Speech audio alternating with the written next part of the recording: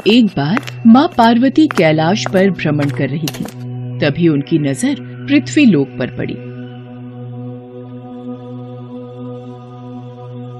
सेठ जी, ये माल गाड़ी में से उतार दिया है। ये ले, तेरे आज की कमाई के 200 रुपए। पूरा दिन मेहनत करके सिर्फ ये 200 रुपए ही कमाई हुई है। अब इसमें से 50 रुपए दूध के, 50 रुपए सब्जी के, बाकी बचे 100 रुपए जो पूरे 3 दिन चलाने हैं। ये हो गए पूरे 50,000 रुपए। इन्हें तिजोरी में रख देता हूँ। नहीं भैया, ये बहुत महंगी साड़ी है, कोई सस्ती सी दिखा दो। हाँ, ये 150 रुपए वाली ठीक है। भैया, ये तीनों साड़ी पैक कर दो। ये लो 5,000 रुपए। माँ पार्वती गरीब और अमीर दोनों को देख रही थी। आखिर जिसे जो चाहिए उसे मिलता नहीं, और जिसके पास पहले से हो उसे और मिल जाता है। इस प्रश्न का उत्तर तो महादेव ही दे सकते हैं।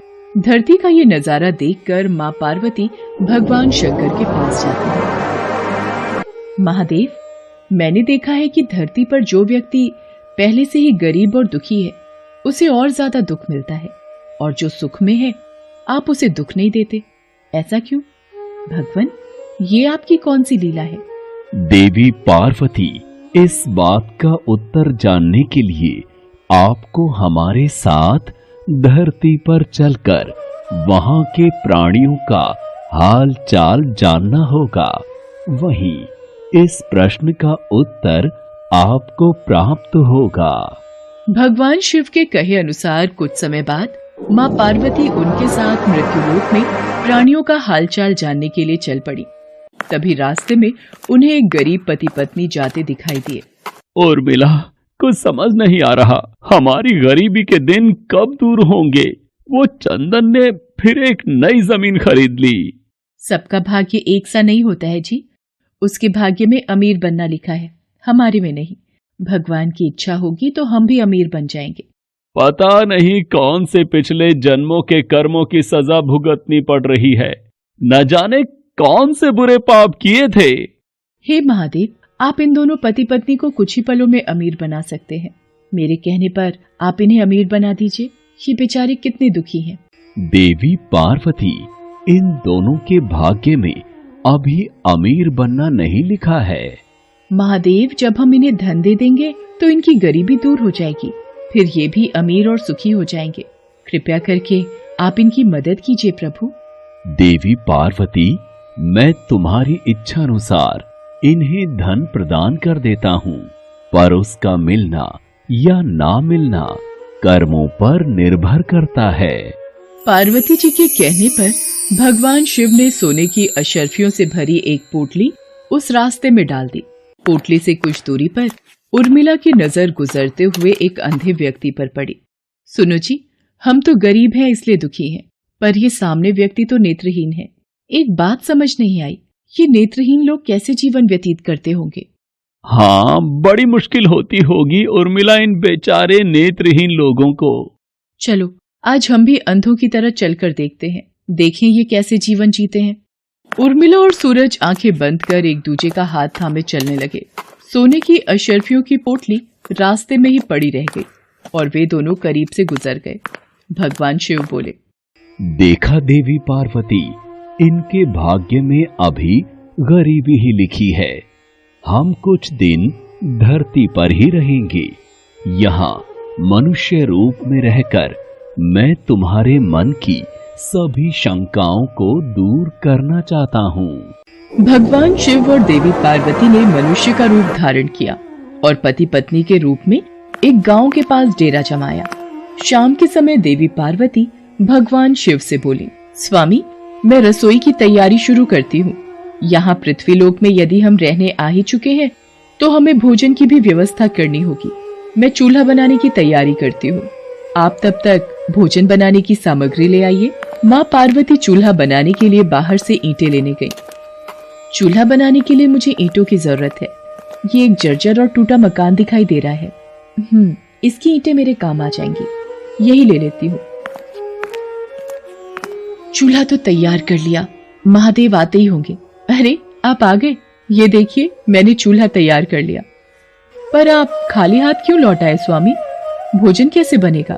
देवी पार्वती, अब सामग्री की कोई आवश्यकता नहीं है, क्योंकि जिस प्रश्न का उत्तर ढूंढने के लिए आप आई थी वो आपको स्वयं मिल गया। मैं कुछ समझी नहीं स्वामी। मेरे प्रश्न का उत्तर मेरे समक्ष ही है। हाँ देवी पार्वती, आप यही जानना चाहती हैं ना कि इस पृथ्वी पर क्यों गरीब लोग ज्यादा परेशान होते रहते हैं? अच्छा ये बताइए, आप इस चूल्हे को बनाने के लिए ईंटें कहां से लेकर आई हो? प्रभु, इस गांव में बहुत से ऐसे घर भी हैं जिनका रखरखाव सही ढंग से नहीं हो रहा है। उन पुराने घरों की जर्जर हो चुकी दीवारों में से मैं ईंटें निकाल कर ले आई। इसका मतलब जो घर पहले से खराब थे, आपने उन्हें और खराब कर दिया, जबकि आप मजबूत घरों की दीवारों से भी तो ईंटें ला सकती थी। प्रभु, जो घर अच्छे और सुंदर दिख रहे थे, उस घर के लोगों ने अपने घरों का रखरखाव बहुत अच्छी तरह किया है। ऐसे में उन सुंदर घरों को बिगाड़ना मुझे उचित नहीं लगा। देवी पार्वती, कुछ दिन पहले पूछे आपके प्रश्न का उत्तर भी यही है।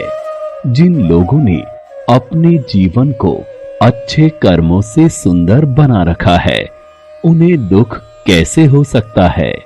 इस संसार में हर मनुष्य अपने कर्मों का ही फल पाता है। सबके पास सब कुछ नहीं होता। मनुष्य के पिछले जन्मों का कर्म उसे इस जन्म में भुगतना ही पड़ता है, और यदि वो अपने इस जन्म और आने वाले अन्य जन्मों को सुखी बनाना चाहता है, तो हमें सदैव ही पुण्य कार्य करते रहना चाहिए, ताकि हमारे कर्म उसमें जुड़ते रहें। आपको ज्ञात है, वो मार्ग में उस दिन एक नेत्रहीन व्यक्ति। हाँ स्वामी, मुझे ज्ञात है। वो देखिए देवी पार्वती, उसके पास धन दौलत ऐशो आराम की कोई कमी नहीं है, परंतु उसकी आंखों का इलाज नामुमकिन है। ये उसके पिछले जन्म के कर्मों से जुड़ा है। उसने पिछले जन्म में जानबूझकर किसी निर्दोष की आंखों की रोशनी छीन ली थी, इसलिए ये इस जन्म में नेत्रहीन हो गया।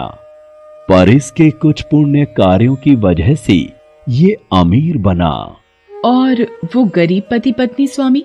देवी, वो दोनों पिछले जन्म में एक कंजूस अमीर सेठ सेठानी थे, जो कभी भी कोई दान पुण्य नहीं करते थे। इसलिए इस जन्म में उन्हें गरीबी और दुख मिला। पर इन दोनों के अच्छे कर्म इनका आगे का जीवन सुखी बना सकते हैं। इस पृथ्वी पर कोई भी मनुष्य पूरी तरह से सुखी नहीं है देवी। हर मनुष्य के पास कोई न कोई दुख और समस्या है। मुझे उत्तर मिल गया है स्वामी। इस पृथ्वी पर सुखपूर्वक जीवन यापन करने के लिए मनुष्य को अपने द्वारा अच्छे कर्म करने चाहिए, ताकि उसे उसके पिछले बुरे कर्मों का फल न भुगतना पड़े। और फिर अपने प्रश्नों का उत्तर पाकर देवी पार्वती भगवान शंकर के साथ अपने रूप में आकर कैलाश वापस लौट गईं।